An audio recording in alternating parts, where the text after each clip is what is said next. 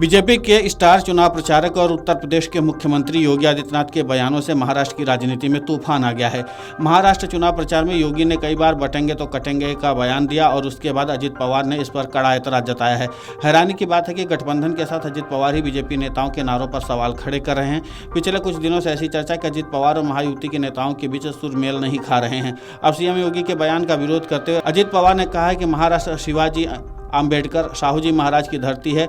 दूसरे राज्य से महाराष्ट्र की तुलना मत करो। महाराष्ट्र को यह कभी अच्छा नहीं लगता। महाराष्ट्र के लोगों ने हमेशा से जातीय समीकरण बनाकर रखा है और शिव साहू अंबेडकर फुले की विचारधारा सबको साथ लेकर के चलते हैं। बाहर के लोग आते हैं और वो अपने विचार से बोलकर जाते हैं। महाराष्ट्र ने कभी मान्य नहीं किया है। महाराष्ट्र के चुनाव में दो गठबंधन महायुति और महाविकास अघाड़ी में न विचारों की समानता है, न सिद्धांतों के मेल और न ही विचारधारा का मेल है।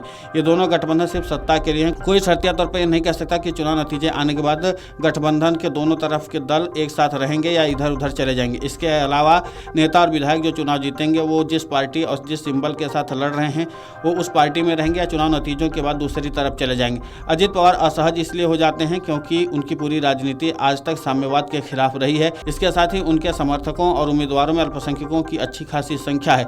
अजित पवार ने सन्ना मलिक, नवाब मलिक, हसन मुशर्रफ जैसे मुस्लिम उम्मीदवारों को चुनावी मैदान में उतारा है। बीजेपी से टकराव के बाद भी अजित पवार ने नवाब मलिक को भी टिकट दिया है। उन्होंने अपने क्षेत्र में यह बात कही है कि मैं भारतीय जनता पार्टी या महायुति का उम्मीदवार नहीं हूं। महायुति का उम्मीदवार यहां मेरे खिलाफ लड़ रहा है और महाराष्ट्र महाविकास अघाड़ी का भी उम्मीदवार लड़ रहा है। मैं महायुति का नहीं हूं, मैं अजित पवार एनसीपी का उम्मीदवार हूं। इस तरह की स्थिति हर तीसरे चौथे विधानसभा क्षेत्र में देखने को मिलेगी। ऐसे में अजित पवार चुनाव के वक्त मुख्यमंत्री योगी आदित्यनाथ के बयान का समर्थन नहीं कर सकते। इसके साथ ही अजित पवार ने लोकसभा चुनाव में बीजेपी और शिंदे गुट की हाँ में हाँ मिलाई थी, जिसका खामियाजा उन्हें पश्चिम महाराष्ट्र और मराठवाड़ा में भुगतना पड़ा था।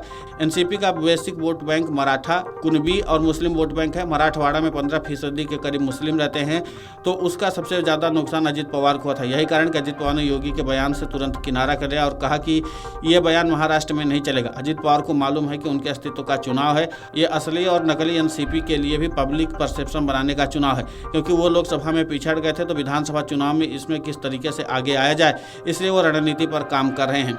अजित पवार ने 10% मुस्लिम कैंडिडेट को टिकट दिया है और उनका पूरा फोकस मुस्लिम मतदाता को अपने साथ जोड़े रखने का है।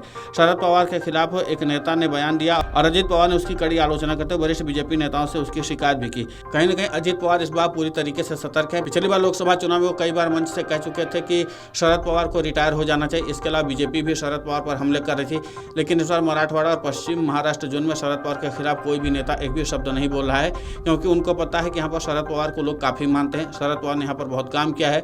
अजित पवार द्वारा दिए गए बयानों में उनको बीजेपी का भी समर्थन मिल रहा होगा, क्योंकि बीजेपी को भी पता है कि अगर पिछली बार की तरह ध्रुवीकरण हुआ और अजित पवार का वोट बैंक नहीं जुड़ा तो उनको इसका काफी बड़ा नुकसान हो सकता है। लोकसभा चुनाव परिणाम के बाद देवेंद्र फडणवीस ने कहा था कि अजित पवार का वोट महायुति के उम्मीदवारों को शिफ्ट नहीं हुआ, जिसका हमको सबसे बड़ा नुकसान हुआ। और इस बार ये कोशिश है कि किस तरीके से तालमेल बिठा जाए और तीनों के तालमेल से महायुति की नैया पार हो सके। लेकिन देखना दिलचस्प होगा कि जिस तरीके से अब महायुति में ही एक बार फिर से दो धड़े बढ़ते हुए नजर आ रहे हैं। अजित पवार अपना अलग रास्ता अख्तियार कर रहे हैं।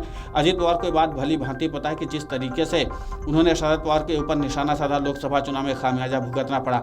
अब इसके बाद जो उनका कोर वोट बैंक है उसके खिलाफ बयान जो आ रहे हैं खासकर महायुति और बीजेपी नेताओं के तरफ से, तो उसके बाद कहीं अजित पवार को और भी ज्यादा नुकसान न झेलना पड़ जाए। इसलिए अजित पवार ने मुख्यमंत्री योगी आदित्यनाथ के बयान से किनारा तो कर लिया, लेकिन देखना ये होगा कि जिस तरीके से अजित पवार किनारा कर रहे हैं, क्या वाकई जिनको लेकर के अजित पवार का वोट बैंक मजबूत होता है वो उन पर विश्वास जता पाता या नहीं, क्योंकि उनके पास विकल्प के तौर पर शरद पवार अब भी मौजूद है।